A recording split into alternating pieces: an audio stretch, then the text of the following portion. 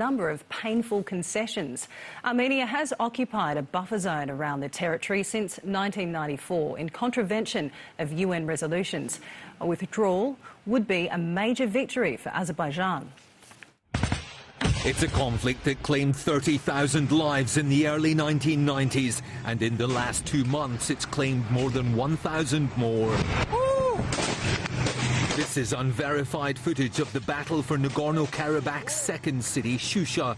Its fall to Azerbaijan yesterday marked a major turning point in the conflict and prompted a mass exodus of Armenians from the capital, Stepanakert. Оставили все до ребенок, все оставили, уезжаем, куда не знаю. In contrast, these were the scenes in the Azeri capital after the news broke.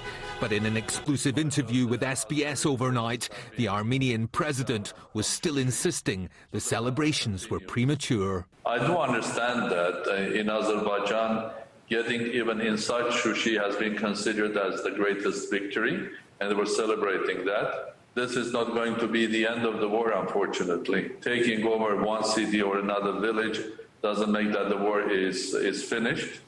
And in fact, all wars, they finish at the negotiating table. And that's where it has ended. The Azeri onslaught forcing Armenia to accept terms it has held out against for a quarter of a century. The Russian negotiated deal will see Azerbaijan hold on to the military gains it has made over the past 6 weeks. Armenia will withdraw from regions it has occupied around Nagorno-Karabakh since 1994. Russian peacekeepers will be deployed along the so-called line of contact, and refugees will be allowed to return to Nagorno-Karabakh under the supervision of the UN. Исходим из того, что достигнутые договоренности создадут необходимые условия для долгосрочного и полноформатного урегулирования кризиса вокруг Нагорного Карабаха. President Putin achieving two things at once: a breakthrough in a long-running conflict and the humiliation of an Armenian prime minister he does not like. Prime Minister Nikol Pashinyan was democratically elected, which is a nightmare for the authoritarian Kremlin. Moscow decided to weaken Armenia as much as possible, but not lose it completely. News of the deal was met with fury in Yerevan. Armenians breaking into government buildings shortly after the Prime Minister confirmed acceptance of a deal he described as painful. Armenia's president conceding his country won the war in 1994, but has lost the diplomatic battle since.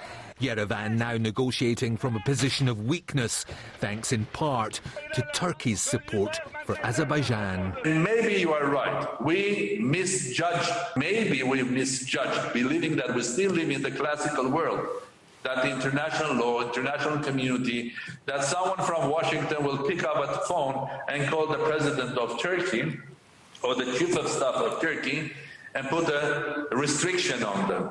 Well, it doesn't work like that now. The world has changed.